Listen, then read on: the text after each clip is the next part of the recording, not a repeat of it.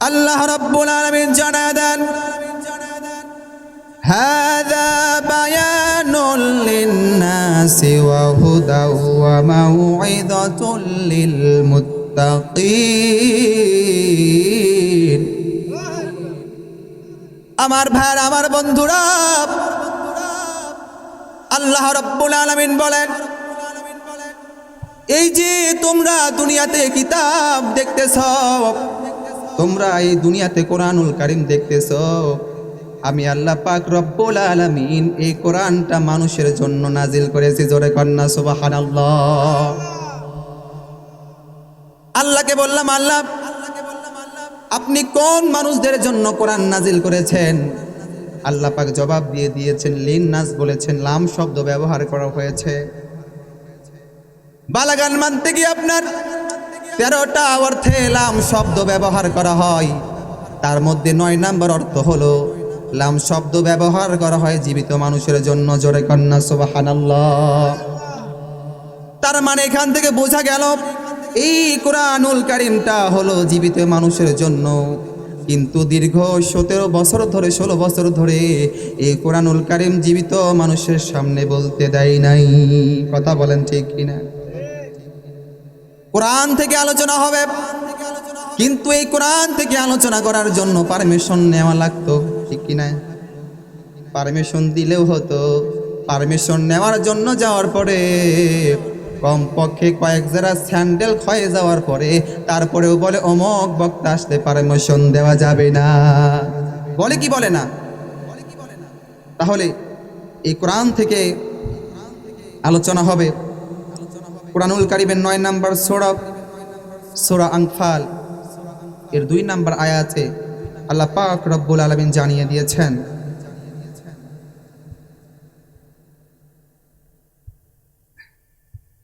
ইন্নামাল মুমিনুনা আল্লাযীনা ইযা যুকিরাল্লাহু ওয়াজিলাত কুলুবুহুম ওয়া ইযা তুলিয়াত আলাইহিম আয়াতুহু যাদাতুহুম ঈমানা।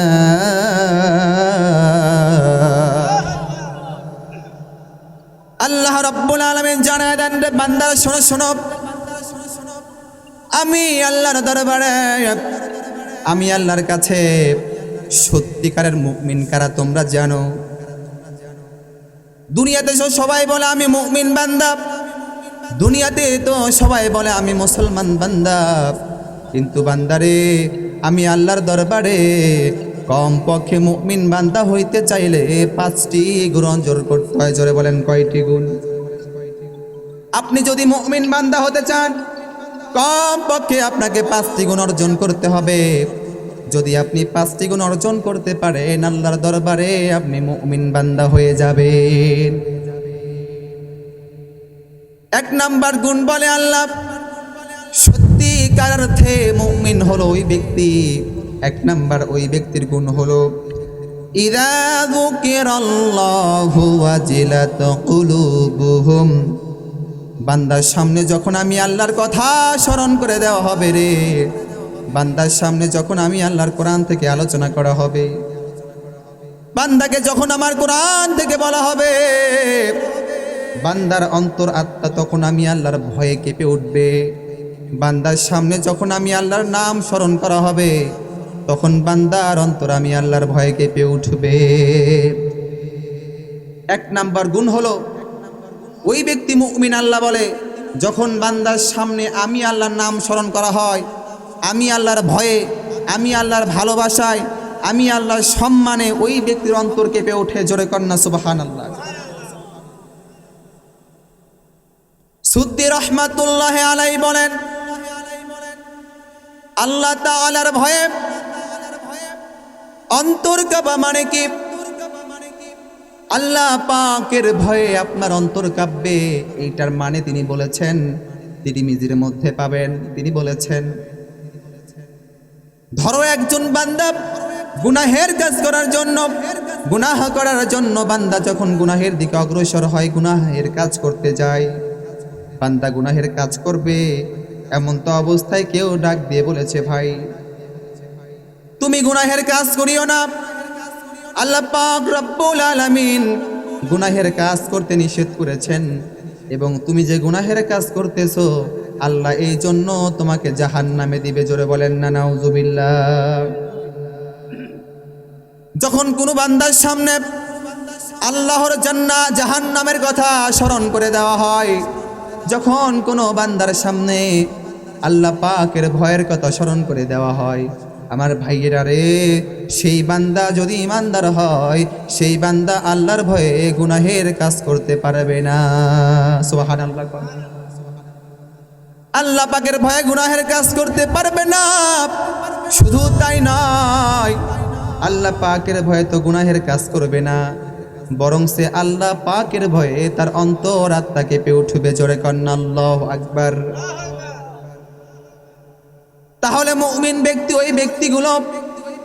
ওই ব্যক্তিগুলো সত্যিকার মুমিন, ওই ব্যক্তিগুলো আসল মুমিন, যেই ব্যক্তির অন্তর আত্মা গুনাহের কাজ করতে গিয়ে কেঁপে ওঠে আল্লাহর ভয়ে। সাদ ইবনে আব্দুর রহমান রাদিয়াল্লাহু তাআলা আনহু নবীজির সাথে যুদ্ধে যাবে।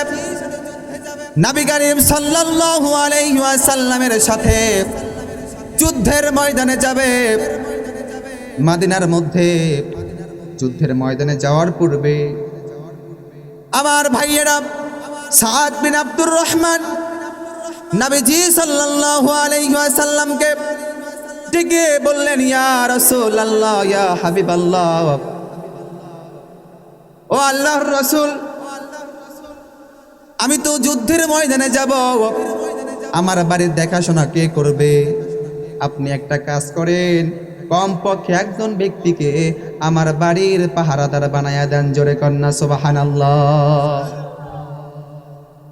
সাদ ইবনে আব্দুর রহমান যুদ্ধের ময়দানে যাওয়ার জন্য প্রস্তুতি নিলেন। প্রস্তুতি নেওয়ার পরে আমার ভাইয়েরা রে, নবী করিম সাল্লাল্লাহু আলাইহি ওয়াসাল্লাম সালাবাতুল আনসারীকে বললেন, ও সালাবাতুল আনসারী, তোমার ভাই সাদ যুদ্ধের ময়দানে আমার সাথে জিহাদ করতে যাবে, তোমাকে একটা দায়িত্ব দিই। জোরে বলেন, কয়টা দায়িত্ব? তোমাকে একটা দায়িত্ব দেই। বলে, ইয়া রাসূলুল্লাহ, ইয়া হাবিবাল্লাহ, বলেন তো কি দায়িত্ব আপনি আমাকে দিতে চান? আমার ভাইয়েরা তখন বলে, এই যে সাদ ইবনে আব্দুর রহমান আমার সাথে যুদ্ধের ময়দানে যাবে, সাদ ইবনে আব্দুর রহমানের বাড়িঘর এবং তার স্ত্রী বাল বাচ্চা তাদেরকে তুমি দেখাশোনা করে রাখবা। জোরে কন্না সুবহানাল্লাহ।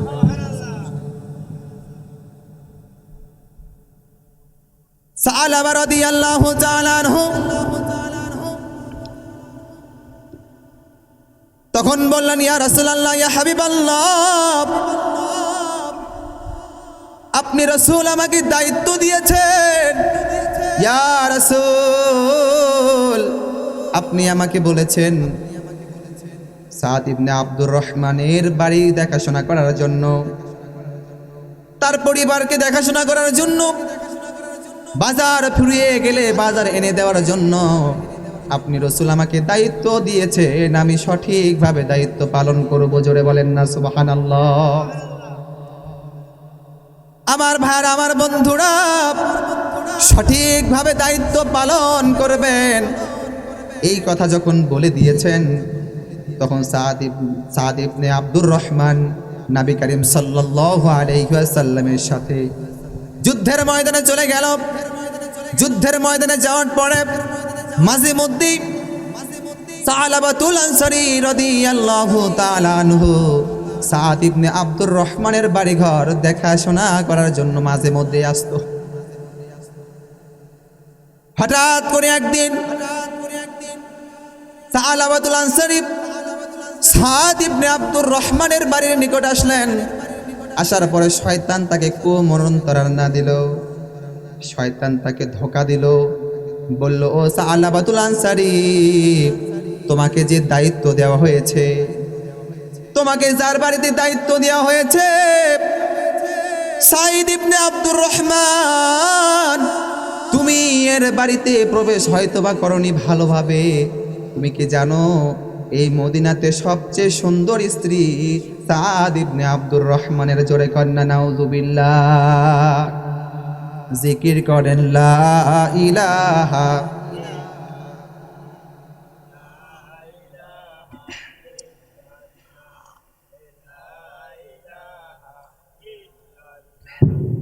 লা ইলাহা লা ইলাহা ইল্লাল্লাহু মুহাম্মাদুর রাসূলুল্লাহ। আমার ভাইরা, আমার বন্ধুরা, এইবার একটু গভীর মনোযোগ দেওয়া লাগবে। সালাবাতুল আনসারীকে যখন বলা হলো এই মদিনার মধ্যে সবচেয়ে সুন্দর স্ত্রী হলো সাদ ইবনে আব্দুর রহমানের স্ত্রী, যার বাড়ি দেখাশোনা করার জন্য, যার স্ত্রীকে দেখাশোনা করার জন্য তুমি দায়িত্ব পেয়ে গেছো, তার স্ত্রী কিন্তু খুব সুন্দর, একটু দেখেই নিও। এইবার একটু গভীর মনোযোগ দেওয়া লাগবে। সালাবাতুল আনসারী রাদিয়াল্লাহু তাআলা আনহু সাদ ইবনে আব্দুর রহমানের বাড়ির পাশ দিয়ে যাচ্ছিলেন। এই কুমন্ত্রণার কারণে তিনি বাড়ির মধ্যে হুট করে প্রবেশ করলেন অনুমতি ছাড়া। কি ছাড়া? কথা কন। আমার ভাইরা, অনুমতি ছাড়া প্রবেশ করলেন। প্রবেশ করার পরে তাকে দেখে সাদ বিন আব্দুর রহমানের স্ত্রী রান্না করতেছিল। জোরে বলেন, কি করতেছিল? চুলার পরে রান্না করতেছিল। হঠাৎ করে সালাবাতুল আনসারী পিছন থেকে গেলেন। পিছন থেকে যাওয়ার পরে সাদ ইবনে আব্দুর রহমানের স্ত্রীর পিছন থেকে হাত ধরে ফেললেন জিনা করার জন্য। জোরে বলেন, কি করার জন্য? জিনা করার উদ্দেশ্যে, খারাপ কাজ করার উদ্দেশ্যে পিছন থেকে গিয়ে হাতটা যখন ওর স্ত্রী ধরেছে, সঙ্গে সঙ্গে স্ত্রী ডাক দিয়ে পড়ে, ও ভাই, ও সালাবাতুল আনসারী, তোমার ভাই নবীর সাথে যুদ্ধে গিয়েছে, তোমাকে আমাদেরকে দেখাশোনা করার জন্য দায়িত্ব দিয়ে গিয়েছে, এমনকি আমাদের বাজার ফুরিয়ে গেলে বাজার করার জন্য দায়িত্ব দিয়ে গেছে। অথচ তুমি যেরকম আচরণ শুরু করে দিয়েছ, আমার থেকে অনুমতি না নিয়ে ঘরে প্রবেশ করেছ, এরপরে আমার হাতটা ধরেছ, তার মানে বোঝা যাচ্ছে তোমার নিয়ত আর ঠিক নাই। তার মানে তুমি আমার সাথে খারাপ কাজ করার জন্য আগ্রহী হয়ে গেছো। ও সালাবাতুল আনসারী, ও ভাই সালাবাতুল আনসারী, এখন তো আমি নিরুপায়। তুমি চাইলে আমার সাথে জিনাও করতে পারবা, তুমি চাইলে আমার ইজ্জত ধ্বংস করতে পারবা, তুমি চাইলে আমার সাথে খারাপ কাজ করতে পারবা, কিন্তু সালাবাতুল আনসারী, তুমি দুনিয়ার কেউ যদি আজকে না দেখে, আমার আল্লাহ রব্বুল আলামিন আমাদেরকে দেখতেছে। আমার ভাইরা, আমার বন্ধুরা, এই কথা যখন বললেন, এই কথা বলার পরে সালাবাতুল আনসারীর অন্তর একটু নরম হলো। অন্তরটা নরম হয়ে যাওয়ার পর তখন ডাক দিয়ে বলতেছে, ও সালাবাতুল আনসারী, তোমার অন্তরে কি আল্লাহর ভয় নাই?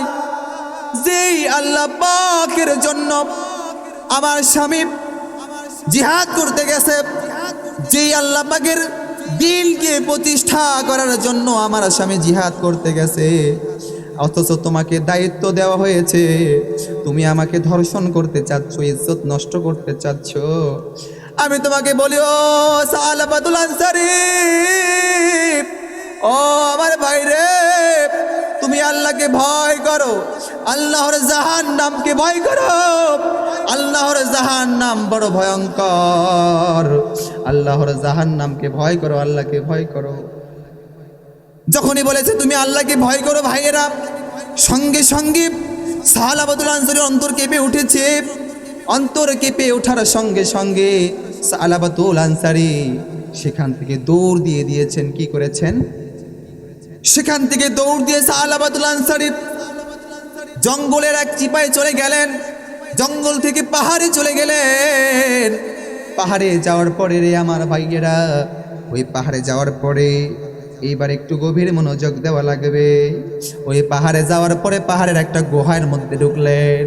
ওই পাহাড়ের গুহার মধ্যে ঢুকার পরে সাহালাবতুল আনসারী সিজদায় পড়ে গেলেন। জোরে বলেন কি করলেন? এই কথাগণ কি করলেন? সিজদার মধ্যে পড়ে গিয়ে রবকে ডেকে বলে, ইয়া রব, আমি গুনাহগার, আমি বড় পাপিষ্ঠ, আপনি মাফ করে নেওয়ালা, আপনি গফফার, আমি হলাম গুনাহগার। ও আল্লাহ রব্বুল আলামিন, আপনি আমাকে মাফ করে দেন। কি করে দেন? কিছুদিন পরে যুদ্ধ শেষ হয়ে গেল। যুদ্ধ দেখে সাঈদ ইবনে আব্দুর রহমান বাড়িতে চলে আসলেন। জোরে বলেন কোথায় চলে আসলেন? সাঈদ ইবনে আব্দুর রহমান বাড়িতে আসার পরে দেখে সাহালাবাতুল আনসারীর কোনো খোঁজ খবর নাই। কি নাই? কথাগণ, কোনো খোঁজ খবর নাই আমার ভাইয়েরা। তখন ওই সাহালাবাতুল আনসারীর খোঁজ খবর না দেখে সাঈদ ইবনে আব্দুর রহমানের সন্দেহ হলো যে আমি ওকে দায়িত্ব দিলাম আমার বাড়ি ঘর দেখার জন্য, আমার পরিবারকে দেখার জন্য, অথচ তাকে আজকে আমি এসে খুঁজেই পাচ্ছি না। তখন পুরো মদিনার মধ্যে, কার মধ্যে?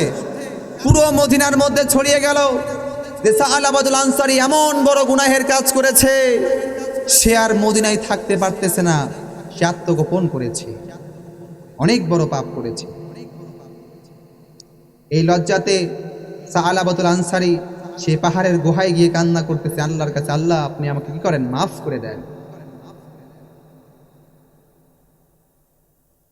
আমার ভাইরা, আমার বন্ধুরা, সাঈদ ইবনে আব্দুর রহমান জানতে পারলেন সাহালাবাতুল আনসারী আমার বইয়ের সাথে, আমার স্ত্রীর সাথে খারাপ কাজ করার চেষ্টা করেছিল। আমার স্ত্রী তাকে আল্লাহর ভয় দেখিয়েছেন। আল্লাহর ভয়ে সাহালাবাতুল আনসারী পাহাড়ে গিয়ে কি করতেছে? ক্ষমা চাচ্ছে। সাঈদ ইবনে আব্দুর রহমান পাহাড়ে চলে গেলেন। জোরে বলেন কোথায় গেলেন? পাহাড়ে যাওয়ার পর ওই পাহাড়ে গিয়ে দেখলেন একটা চিপার মধ্যে, কোণার মধ্যে, গুহার মধ্যে সাহালাবাতুল আনসারী আল্লাহকে ডেকে ডেকে বলে, ও দয়ার মালিক, ও মায়ার মালিক, আমি বড় গুনাহগার, আমি বড় পাপী, আমি বড় পাপিষ্ঠ, আমার মতো গুনাহগার এই দুনিয়াতে নাই, আমি বড় ভুল করে ফেলেছি, আমি বড় পাপ করে ফেলেছি, আমাকে তুমি মাফ করে দাও। আমার ভাইরা এরকম করে সাহালাবাতুল আনসারী কান্না করতেছে। সাঈদ ইবনে আব্দুর রহমানের চোখে পড়ে গেল। সাঈদ ইবনে আব্দুর রহমানের চোখে পড়ার পরে সাঈদ ইবনে আব্দুর রহমান ডাক দিলেন, ও সাহালাবাতুল আনসারী আমার ভাই, সেজদা থেকে ওঠো, আমার কাছে আসো। লজ্জাতে আসে না, যেহেতু স্ত্রীর দায়িত্ব পেয়ে আমানতের খেয়ানত করার কি করছে? কথা কন, চেষ্টা করেছে। লজ্জায় আসতে চায় না আমার ভাইয়েরা, লজ্জা ভাঙ্গে চলে আসলেন। সাঈদ ইবনে আব্দুর রহমানের কাছে আসার পরে সালাম দিলেন। তখন ওই সাঈদ ইবনে আব্দুর রহমান ডাক দিয়ে বলেন, ও সাহালাবাতুল আনসারী, তুমি আমাকে কি বলতে চাও আমি সেটা জানি। তুমি আমাকে কি বলতে চাও সেটা আমি জানি। তুমি আমার স্ত্রীর সাথে খারাপ কাজ করার চেষ্টা করেছো, কিন্তু আমার স্ত্রী তোমাকে আল্লাহর ভয় দেখিয়ে দিয়েছে, মনে করে দিয়েছে, এই জন্য তুমি এখানে এসে আল্লাহর কাছে মাপ চাচ্ছ। ও আমার ভাই, তোমার সন্তানাদি চিন্তা করে, তোমার স্ত্রী চিন্তা করে, তোমার পরিবারের লোকজন তোমার জন্য চিন্তা করতেছে, টেনশন করতেছে। ও আমার ভাই রে, আমি তোমাকে মাফ করে দিয়েছি, যেহেতু তোমার ভুল তুমি বুঝতে পেরেছো, আমি সাঈদ ইবনে আব্দুর রহমান তোমাকে ক্ষমা করে দিয়েছি। এরপরে ডাক দিয়ে বলতেছো, সাহালাবাতুল আনসারী, ও ভাই চলো চলো, আমার সাথে তুমি মদিনায় ফিরে চলো। তখন ওই সাহালাবাতুল আনসারী বলেন, না ভাই, আমি অনেক বড় পাপ করে ফেলেছি, আমি মদিনার মানুষের সামনে কিভাবে মুখ দেখাবো, লজ্জায় আমি মুখ দেখাতে পারবো না, আমি যাইতে চাই না। তখন বললেন, ভাই আমি তোমাকে যেহেতু মাফ করে দিয়েছি, তোমার আর টেনশন চিন্তা নাই, আল্লাহ মাফ করবেন। আমার ভাইরা, আমার বন্ধুরা, এবার একটু গভীরে মনোযোগ দেওয়া লাগবে, এখানে গুরুত্বপূর্ণ বিষয়। যখন এই কথা বলা হলো,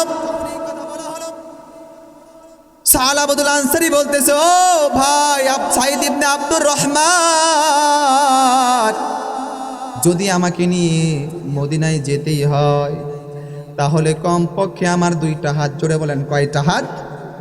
আমার দুইটা হাত কমপক্ষে তুমি আমার পিঠের সাথে বেঁধে দিয়া অপরাধীকে যেভাবে নিয়ে যায় সেভাবে আমাকে তুমি নিয়ে যাবা।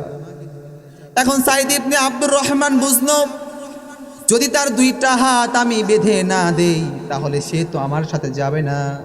আমার ভাইরা, আমার বন্ধুরা, তার দুইটা হাত ঘাড়ের সাথে বেঁধে দেওয়ার পরে রে সেখান থেকে টেনে টেনে নিয়ে যাচ্ছে মদিনার মধ্যে। লোকজন দেখতেছে আর বলতেছে, এই সালাবাতুল আনসারী কত বড় একজন সাহাবী ছিলেন। এই সালাবাতুল আনসারী সে তো একটা দিনদার সাহাবী, নিক্কার সাহাবী ছিলেন। সে এত বড় পাপ কাজ করতে পারে আমরা বিশ্বাসও করতে পারি নাই। তারা তুচ্ছ তাচ্ছিল্য করতেছে, অপমান অপদস্থ করতেছে। লজ্জায় সালাবাতুল আনসারী মুখটা এভাবে রুমাল দিয়ে ঢেকে, আমার ভাইরা রে, রুমাল দিয়ে মুখটা ঢেকে সালাবাতুল আনসারী যাচ্ছিলেন। তখন সাঈদ ইবনে আব্দুর রহমানকে ডেকে বললেন, ও আমার ভাই সাঈদ, ও আমার ভাই সাঈদ, তুমি একটা কাজ করো, আমি যেহেতু রাসূল কারীম সাল্লাল্লাহু আলাইহি ওয়াসাল্লামের দরবারে যেতে পারবো না, কারণ হলো আমি রাসূলের সামনে আমার এই খারাপ মুখটা দেখাতে পারবো না, এই গুনাহ মাখা মুখটা রাসূলের সামনে দেখাইতে পারবো না। ও আমার ভাই, তুমি প্রথমে আমাকে হযরতে ওমর ফারুকের কাছে নিয়ে চলো। জোরে বলেন কার কাছে? হযরতে ওমর ফারুক রাদিয়াল্লাহু তাআলা আনহুর কাছে নিয়ে যাওয়া হলো বাজান রে। হযরতে ওমর ফারুক রাদিয়াল্লাহু তাআলা আনহুর কাছে নিয়ে যাওয়ার পরে ওমর রাদিয়াল্লাহু তাআলা আনহু মুখে সব কিছু খুলে বললেন। এরপরে বলতেছে, ও ভাই ওমর, বলো তো আমাকে আল্লাহ পাক রব্বুল আলামিন এই পাপটা মাফ করে দেবেন কিনা? হযরতে ওমর বলতেছে, মাফ করবে কিনা সেটা আল্লাহর ব্যাপার, কিন্তু তুমি আমার সামনে থেকো না, আমি তোমাকে আর দেখতে চাচ্ছি না। জোরে বলেন না নাউযুবিল্লাহ। এরপরে 2 নাম্বার বলল, ভাই যেহেতু ওমর তাড়িয়ে দিয়েছে, আমাকে আবু বকরের দরবারে নিয়ে চলো। আবু বকরের দরবারে নিয়ে গেল, সেও তাকে তাড়িয়ে দিয়েছে। আবু বকর তাকে তাড়িয়ে দিল। হযরতে আলীর দরবারে গেলেন। হযরতে আলী রাদিয়াল্লাহু তাআলা আনহু তিনিও তাকে তাড়িয়ে দিলেন, বললেন, তুমি বড় পাপ করেছো, তোমার আমার কাছে কোনো ক্ষমা নাই। এখন বাধ্য হয়ে সালাবাতুল আনসারী ডাক দিয়ে বলে, ও ভাই সাঈদ, তুমি একটা কাজ করো, আমাকে নিয়ে তুমি রাসূলের দরবারে চলো। জোরে কন্যা সুবহানাল্লাহ। আমার ভাইরা, আমার বন্ধুরা, রাসূলের দরবারে সালাবাতুল আনসারীকে নিয়ে গেলেন। রাসূলের দরবারে যাওয়ার পরে আমার ভাইরা রে, রাসূলের দরবারে সব কিছু খুলে বললেন। রাসূল কারীম সাল্লাল্লাহু আলাইহি ওয়াসাল্লাম বললেন, ও সালাবাতুল আনসারী, তোমার কোনো ক্ষমা আমার কাছে আপাতত নাই, যতক্ষণ পর্যন্ত আল্লাহ পাক রব্বুল আলামিন ওহী নাজিল করে তোমাকে ক্ষমা না করে, অথবা যতক্ষণ পর্যন্ত আমাকে না জানাই ততক্ষণ পর্যন্ত আমি রাসূলের দরবারে তোমার ক্ষমা নাই। তোমাকে একটা আদেশ করে শোনো। কয়টা আদেশ? আমার মেজাজ এখন খারাপ হয়ে যাচ্ছে। ও সালাবাতুল আনসারী, তুমি এই মুহূর্তে আমার দরবার থেকে চলে যাও। জোরে বন্না নাউযুবিল্লাহ। রাসূলের দরবার থেকে তাড়িয়ে দিয়েছেন, সিদ্দিক আকবরের দরবার থেকে তাড়িয়ে দিয়েছেন, হযরতে ওমর ফারুকের দরবার থেকে তাড়িয়ে দিয়েছেন বাজান। এরকম করে সবার দরবার থেকে তাড়িয়ে দিয়েছেন। তারপরে কি হলো, সর্বশেষ সংক্ষিপ্ত করে দেই যেহেতু সময় কম। রাসূল যখন তাড়িয়ে দিলেন, ওই সালাবাতুল আনসারী আবার সেই জঙ্গলের পাহাড়ে গেলেন। যাওয়ার পরে আবার সেই আগের মতো কান্নাকাটি, আল্লাহর দরবারে কান্নাকাটি করেন। এক পর্যায়ে আল্লাহ পাক রব্বুল আলামিনের দরবার থেকে ওহী নাজিল হয়ে গেল। আল্লাহ বললেন, ইয়া রাসূলুল্লাহ, ইয়া হাবিবাল্লাহ, কিছুদিন পূর্বে সালাবাতুল আনসারী আপনার কাছে তাওবার উদ্দেশ্যে এসেছিল, আপনি তাকে তাড়িয়ে দিয়েছেন। আমি আল্লাহ পাক রব্বুল আলামিন সেই গোলামকে মাফ করে দিয়েছি। জোরে কন্না সুবহানাল্লাহ। তখন রসুল বললেন, এ আবু বকর, ওমর, আলী রাদিয়াল্লাহু তাআলা আনহু, তাকে শুরু করে বললেন, যাও তোমরা সেই সালাবাতুল আনসারীকে নিয়ে এসো। তখন বৃদ্ধ সাহাবী, বুড়ো সাহাবী, জোরে বলেন কি সাহাবী? তখন বৃদ্ধ সাহাবী, বুড়ো সাহাবী সালমান ফারসি রাদিয়াল্লাহু তাআলা আনহু তিনিও বললেন, ইয়া রাসূলুল্লাহ, আমিও যেতে চাই। তখন সেই চারজন গিয়া সালাবাতুল আনসারীকে ডেকে নিয়ে আসলেন। সালাবাতুল আনসারীকে খুঁজে বের করলেন, জঙ্গল থেকে, পাহাড় থেকে খুঁজে বের করে হযরতে ওমর ফারুক, হযরতে আবু বকর সিদ্দিক, হযরতে আলী কাররামাল্লাহু ওয়াজহু এবং ভাইয়েরা সালমান ফারসি ওই সালাবাতুল আনসারীকে নিয়ে মদিনার উদ্দেশ্যে রওনা করেছে। মদিনায় যখন পৌঁছেছে, মদিনায় পৌঁছানোর পরে তখন ফজরের নামাজের সময় হয়ে গেছে। জোরে বলেন কি নামাজের সময় হয়ে গেছে? ফজরের নামাজের সময় হয়ে গেছে। একটু জিকির করেন লা ইলাহা।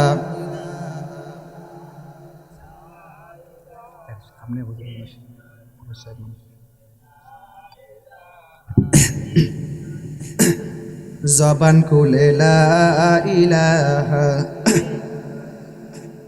আমার ভাই, আমার বন্ধুরা রে, সালাবাতুল আনসারীকে নিয়ে মদিনায় চলে এসেছেন। তখন ফজরের নামাজের সময়, জোরে বলেন কিসের সময়? ফজর নামাজের সময় হয়ে গেছে। হযরতে বেলাল রাদিয়াল্লাহু তাআলা আনহু আযান দিয়ে দিয়েছেন। আযান দেওয়ার পরে জামাতের সময় হয়ে গিয়েছে। জামাতের সময় হয়ে যাওয়ার পরে আমার ভাইয়েরা, হযরতে ওমর ফারুক, আবু বকর সিদ্দিক, হযরতে আলী এবং তার পিছে পিছে ওই গুনাহগার সালাবাতুল আনসারী, তিনি তাদের পিছে পিছে আসলেন। আসার পরে রাসূলের দরবারে নামাজে অ্যাটেন্ড হয়ে গেছে জামাতের সাথে। জোরে কন্না আল্লাহু আকবার। জামাতের সাথে নামাজে অ্যাটেন্ড হয়ে গেছে, যোগদান করেছে আমার ভাইয়েরা। রাসূল করিম সাল্লাল্লাহু আলাইহি ওয়াসাল্লাম প্রথম রাকাতে, জোরে বলেন কোন রাকাতে? ফজরের নামাজের প্রথম রাকাতে সূরা ফাতিহা পড়ার পরে রাসূল করিম সূরা আত-তাকাসুর পড়া শুরু করেছেন। আলহাকুমুত তাকাসুর হাত্তা যুরতুমুল মাকাবির। আল্লাহু আকবার বলেন। রাসূল করিম সাল্লাল্লাহু আলাইহি ওয়াসাল্লাম যখন আলহাকুমুত তাকাসুর বলে টান দিয়েছেন, সঙ্গে সঙ্গে সালাবাতুল আনসারী ওই নামাজরত অবস্থায় আহ করে একটা শব্দ করে জমিনের মধ্যে পড়ে গিয়েছেন। কার মধ্যে পড়েছেন? জমিনের মধ্যে পড়ে গিয়েছেন। আমার ভাইরা, আমার বন্ধুরা, এখানেই শেষ নয়। এরপরে যখন রাসূল করিম 2 নাম্বার আয়াতের টান দিয়েছে, হাত্তা যুরতুমুল মাকাবির, সঙ্গে সঙ্গে সালাবাতুল আনসারী দুনিয়া থেকে বিদায় হয়ে চলে গিয়েছে। দুনিয়া থেকে বিদায় হয়ে চলে গিয়েছেন। আলহাকুমুত তাকাসুর, এই দুনিয়ার লোভ লালসা, এই দুনিয়ায় প্রাচুর্যের প্রতিযোগিতা, এই দুনিয়ায় পাওয়া চাওয়া পাওয়ার প্রতিযোগিতা। আপনার একতলা আছে, আপনার 2 তলা বিল্ডিং লাগবে। আপনার মোটর সাইকেল রয়েছে, কার গাড়ি লাগবে। কার রয়েছে, হেলিকপ্টার লাগবে। হেলিকপ্টার রয়েছে, বিমান লাগবে। কথা কোন ঠিক কিনা? এরকম করে দুনিয়াতে চাওয়া পাওয়ার শেষ আছে নাকি বাজার? হাত্তা যুরতুমুল মাকাবির, আল্লাহ বলে যতক্ষণ পর্যন্ত তোমরা কবরে না আসবা ততক্ষণ পর্যন্ত তোমাদের চাওয়া পাওয়া শেষ হবে। যেমন এই মাইক ম্যানে চাওয়া পাওয়া শেষ হচ্ছে নাকি? ওর ধান্দা হচ্ছে বেশি টাকা পাওয়া। কথা কয় না? বক্তার ধান্দা হচ্ছে ভাইরাল হওয়া। কথা কয় না? বারে কমিটির ধান্দা কি কন্ত? ভাইরাল বক্তা লিয়ে আসমু, টাকা কামাই কর্ম। আর এই ক্যামেরাম্যানের ধান্দা হচ্ছে হুজুরের ওয়াজ রেকর্ড কর্ম, কমপক্ষে 2 থেকে 3 হাজার টাকা লাগবে। কথা কন না? আর শ্রোতাগিরের ইচ্ছা হচ্ছে কি জানেন? শ্রোতাগিরে চাওয়া পাওয়া হচ্ছে কমপক্ষে প্রধান বক্তা না আসা পর্যন্ত আমরা স্টেজে মানে প্যান্ডেলে যাব না। কথা কন ঠিক কিনা? এটাই হলো আসল মন্ত্র বন্ধুরা। তারপরে আমার ভাইরা, রাসূল করিম সাল্লাল্লাহু আলাইহি ওয়াসাল্লাম নামাজ শেষ করলেন। নামাজ শেষ করার পরে বললেন, ও আমার সাহাবীরা, সালাবার কি হলো? সে কেন এখানে পড়ে আছে? তাকে তোলো তো। আবু বকর যখন তাকে টান দিয়ে তুলেছে, টান দিয়ে তুলে বলে, ইয়া রাসূলুল্লাহ, ইয়া হাবিবাল্লাহ, সালাবাতুল আনসারী আমাদের মাঝে আর দুনিয়াতে নাই। সালাবাতুল আনসারী আমাদের মাঝে আর দুনিয়াতে নাই, সে দুনিয়ার সফর শেষ করেছে। রাসূল কারীম সাল্লাল্লাহু আলাইহি ওয়াসাল্লাম ডাক দিয়ে বললে, ও আমার সাহাবীরা, সালাবাতুল আনসারীর দাফনের ব্যবস্থা করো। আমি রাসূল কারীম সাল্লাল্লাহু আলাইহি ওয়াসাল্লাম নিজে সালাবাতুল আনসারীর জানাজার নামাজের ইমামতি করব। জোরে করেন আল্লাহু আকবার। আমি রাসূল কারীম সাল্লাল্লাহু আলাইহি ওয়াসাল্লাম সালাবাতুল আনসারীর জানাজার নামাজ আমি রাসূল নিজে পড়াবো এবং তাকে কাফ দাফন আমি নিজে করব। আল্লাহু আকবার পড়বেন না? আমার ভাই, আমার বন্ধুরা, সালাবাতুল আনসারীর জানাজা উপস্থিত হয়ে গেলেন। জানাজায় রাসূল কারীম সাল্লাল্লাহু আলাইহি ওয়াসাল্লাম ইমামতি করার জন্য সামনে যখন যাবে, রাসূল কারীম সাল্লাল্লাহু আলাইহি ওয়াসাল্লাম বুড়ো আঙ্গুলের উপর ভর দিয়ে সামনে যাচ্ছিলেন। জোরে কন্যা সুবহানাল্লাহ। বুড়ো আঙ্গুলের উপর ভর দিয়ে যাচ্ছিলেন সামনের দিকে। আমার ভাইয়েরা রে, আমার বন্ধুরা রে, জানাজার নামাজ শেষ হয়ে গেল। সাহাবায়ে কেরামরা জিজ্ঞাসা করলেন, ইয়া রাসূলুল্লাহ, ইয়া হাবিবাল্লাহ, ও আল্লাহর রাসূল, আপনি যখন জানাজার নামাজের ইমামতি করতে সামনের দিকে গেলেন, তখন আমরা লক্ষ্য করলাম আপনি আপনার বৃদ্ধ আঙ্গুলের উপর ভর করে সামনের দিকে যাইতেছিলেন। আমরা একটু জানতে চাই কেন আপনি এরকম করেছেন?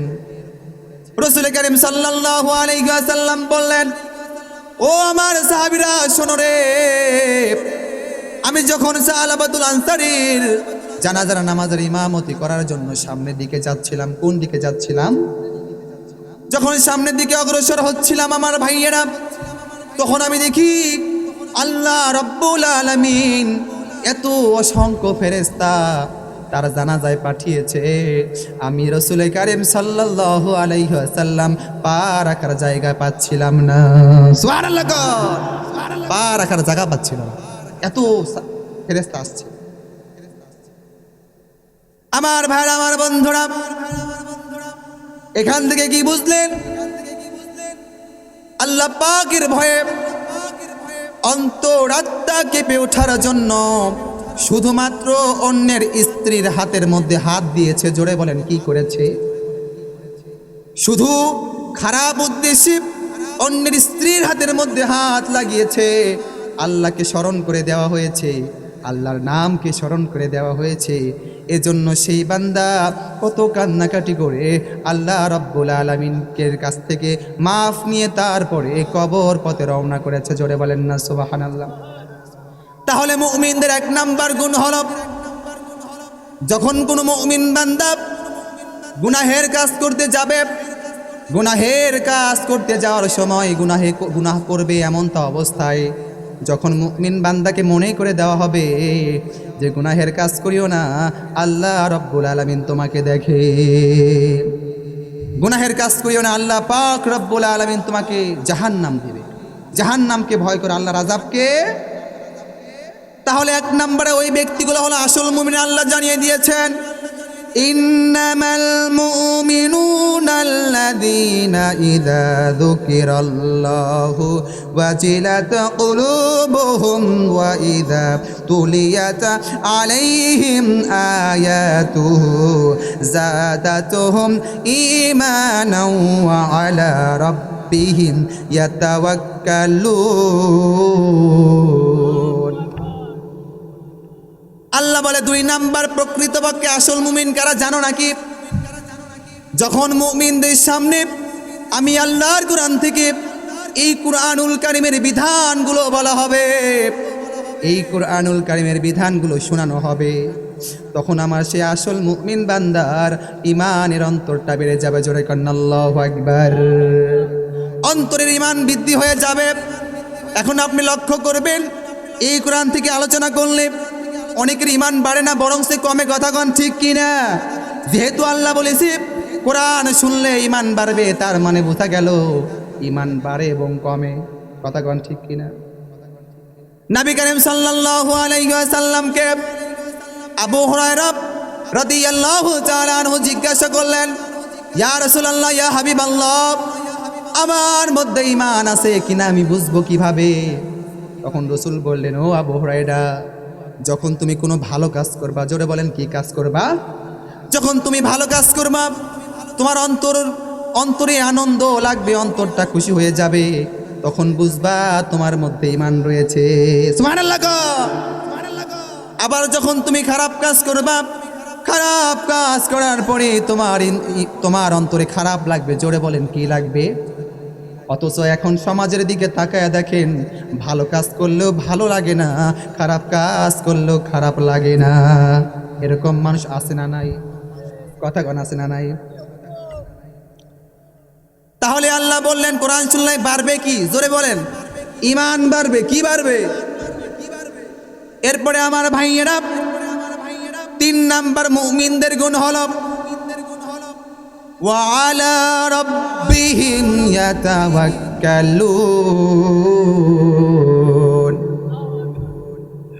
আল্লাহ পাক রব্বুল আলামিন বলে, এই কোরআনের মধ্যে জানিয়ে দিয়েছেন 3 নম্বরে ওই ব্যক্তিগুলা আমি আল্লাহর দরবারে আসল মুমিন, সত্য মুমিন। কি মুমিন? যে ব্যক্তিগুলো বিপদে পড়লে, সমস্যায় পড়লে দুনিয়ার কার উপর ভরসা না করে আমি আল্লাহ পাকের উপর ভরসা করে। যেই ব্যক্তিগুলা বিপদে পড়লে, সমস্যায় পড়লে দুনিয়ার কার উপর ভরসা না করে, দুনিয়ার কোনো মানুষের উপর, নেতার উপর, খেতার উপর, দুনিয়ার কোনো প্রধানমন্ত্রীর উপর ভরসা না করে, ভরসা করে কার উপর? জোরে বলেন কার উপর? কারণ হলো আমার ভাইরা, দুনিয়াতে নৌকার উপর ভরসা করে, দুনিয়াতে শেখ হাসিনার উপর ভরসা করে, সেই নৌকা এখন আছে কোথায়? পানির নিচে ডুবে গেছে, আর নৌকার যাত্রী দিল্লিতে। এই জন্য আমাদের আল্লামা বলেছিল, বেশি লাফালাফি করিও না, 12 কোটিতে যখন গাছের গোড়ায় নাড়া দিবে, মামু বাড়ি দিল্লিতে গিয়া পড়বা। এখন বলেন তো আছে কোথায়? জোরে কোন আছে কোথায়? এবং এই বাংলাদেশের আইন অনুযায়ী তাকে ফাঁসির রায় দেওয়া হয়েছে। জোরে বলেন কি দেওয়া হয়েছে? যদি এখন এই ফাঁসি থেকে বাঁচতে চায়, কমপক্ষে একটা কাজ করা লাগবে। কয়টা কাজ? একটি কাজ করা লাগবে রে ভাইয়েরা। সেই কাজটা হলো কমপক্ষে মুদিকে মুসলমান বানায়া বিয়ে দেওয়া লাগবে। যদি মুদির সাথে বিবাহ দেওয়া যায়, কমপক্ষে প্রেগনেন্ট হয়ে বাচ্চা হওয়া পর্যন্ত কি হবে না? ফাঁসি হবে না। তাহলে সর্বসময় মুমিন ব্যক্তি আল্লাহ পাক রব্বুল আলামিনের উপর ভরসা করে। কার উপর? এরপরে 4 নাম্বার গুণ হলো আল্লাযীনা ইউকিমুনাস সালাতা ওয়া মিম্মা রাযাকনাহুম ইউনফিকুন। আল্লাহ 4 নাম্বার মুমিন ব্যক্তির গুণ জানায়া দেন, ও আমার বান্দারে, 4 নম্বরে ওই ব্যক্তিগুলো মুমিন যে ব্যক্তি নামাজ কায়েম করে। জোরে বলেন কি কায়েম করে? আমরা শুধু টেনশনে আছি, রাষ্ট্রের মধ্যে আগে নামাজ কায়েম করব। আরে ভাই, আপনার তো নিজেরই নামাজ হয় না, রাষ্ট্রের নামাজ পরে কায়েম করেন। কথা কোন ঠিক কি না? কথা কয় না। রাষ্ট্রের নামাজ পরে কায়েম, আগে নিজেরটা ঠিক করে। নামাজ কায়েম মানে হলো শুরুতুস সালাত, নামাজের শর্তগুলো ঠিকঠাক রেখে নামাজ আদায় করা। আরকানুস সালাত, নামাজের মূল ভিত্তিগুলো ঠিক রেখে নামাজ কায়েম করা। কি কায়েম করা? মানে আদায় করা, মানে কায়েমও করা। আদায় মানে পড়া, আর এগুলো মেইনটেইন করা মানে কায়েম করা। খুশু এবং খুদুর সাথে নামাজ আদায় করতে হবে। কথা বলেছেন কে? আল্লাহ বলেছেন। তাহলে যে ব্যক্তিগুলো নামাজ পড়ে, নামাজ কায়েম করে এবং কায়েম করার চেষ্টা চালায় আল্লাহ পাকের দরবারে, ওই ব্যক্তিগুলো হলো মুমিন ব্যক্তি। জোরে কন্না সুবহানাল্লাহ। জোরে কন সুবহানাল্লাহ।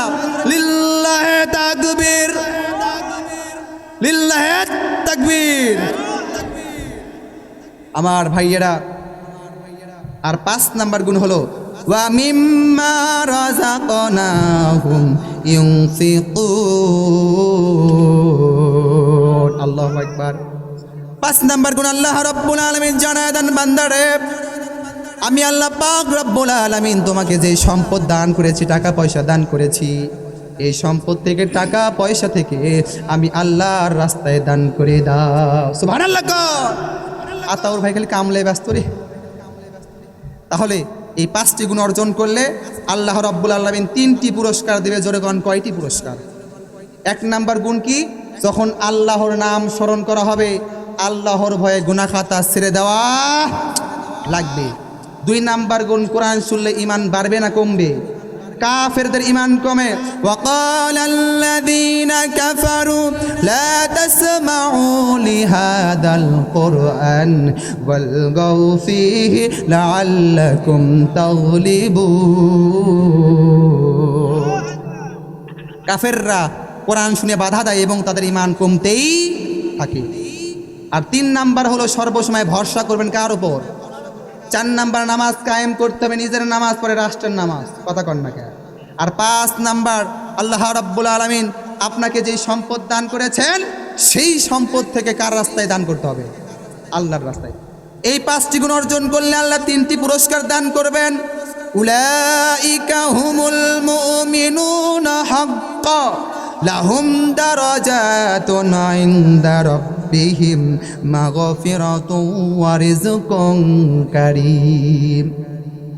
আল্লাহ পাক রব্বুল আলামিন জানিয়ে দেয়, বান্দা যদি তুমি এই 3টি গুণ অর্জন করো আমি আল্লাহ কমপক্ষে, যদি 5টি গুণ অর্জন করো আমি আল্লাহ কমপক্ষে 3টি পুরস্কার দান করব।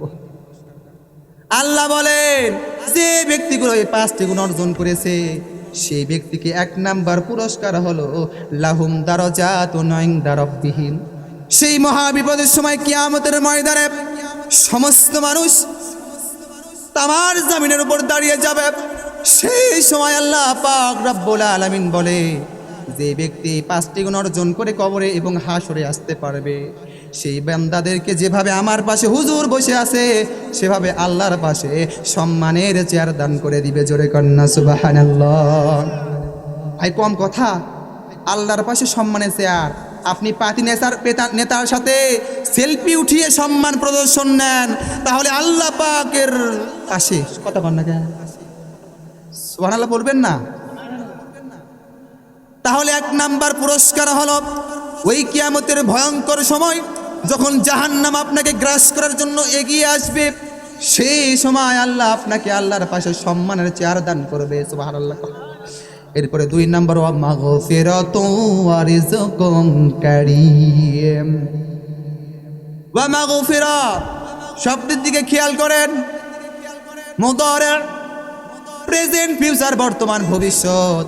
আল্লাহ জানায়া দেন যে বান্দাগুলো এই 5টি গুণ অর্জন করে কবরে হাসরে আসবে আমি আল্লাহ তার বর্তমান গুনাহ মাফ করে দিচ্ছি, দেব। জোরে কন্না সুবহানাল্লাহ। এখনো এখানে যারা এই 5টি গুণ অর্জন করছেন তারাও কিন্তু এই গুণের এই পুরস্কার পাবেন। সুবহানাল্লাহ কইবেন না? সব গুনাহ মাফ হয়ে যাবে। এরপরে 3 নাম্বার পুরস্কার হলো রিজকুন কারীম। 3 নাম্বার পুরস্কার হলো বান্দারে লিল্লাহে তাকবীর। দ্বিতীয় বক্তার আগমন। লিল্লাহে তাকবীর। শাহাদত ভাইয়ের আগমন। আমার ভাইরা, আমার বন্ধুরা,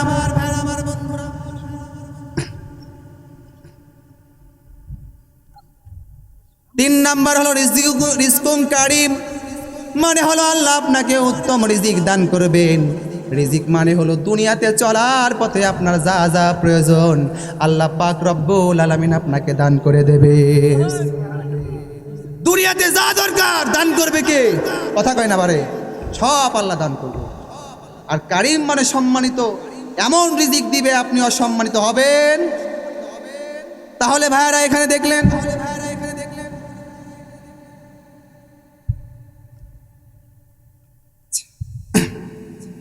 আমার ভাইরা, এরপরে একটা গুণ বলে শেষ করে দিব।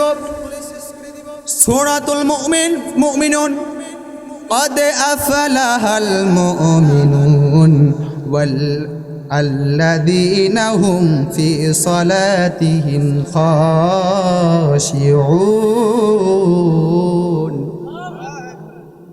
এই গুণটা বলে শেষ করব যেহেতু নামাজের আলোচনা। আমার ভাইরা রে, আমার বন্ধুরা রে, আল্লাহ বললেন যে এই ব্যক্তিগুলো নামাজের মধ্যে ভয় করে, কার মধ্যে?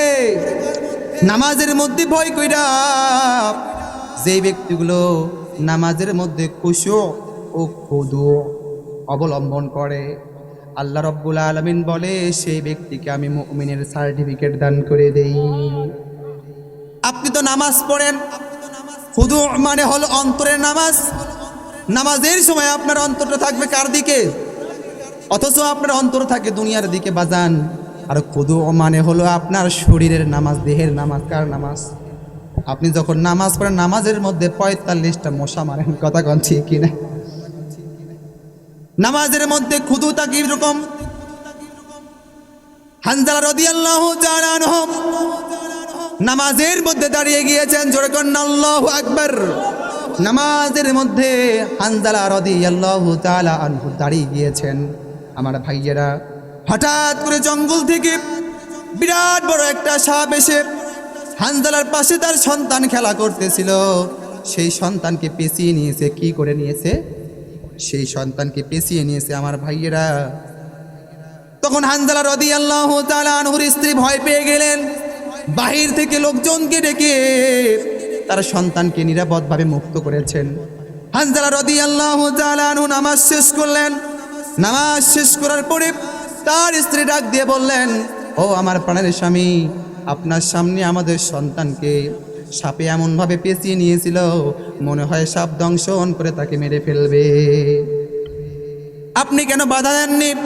হানজালা রাদিয়াল্লাহু তাআলা আনহু বলে, ও আমার প্রাণের স্ত্রী, আমি যখন নামাজের মধ্যে দাঁড়িয়ে যাই তখন দুনিয়ার কোনো খেয়াল থাকে না, খেয়াল থাকে আমার অন্তরটা রবের দরবারে ঝুঁকে যায়। জোরে কন্যা সুবহানাল্লাহ। আনতা আবুদাল্লাহ কাআন্নাকা তারা ফাইন লাম তাকুন তারাহু ফাইন্নাহু ইয়ারাক। আল্লাহ রাসূল বলেছেন, যখন তুমি কোনো ইবাদত করবা, ধরো তুমি নামাজ পড়তেছো, সেই সময়েও এইটা মনে করবা যে তুমি আল্লাহকে দেখে দেখে নামাজ পড়তেছো, ইবাদত করতেছো। আর যদি আল্লাহকে না দেখতে পাও, কমপক্ষে আল্লাহ আমাদেরকে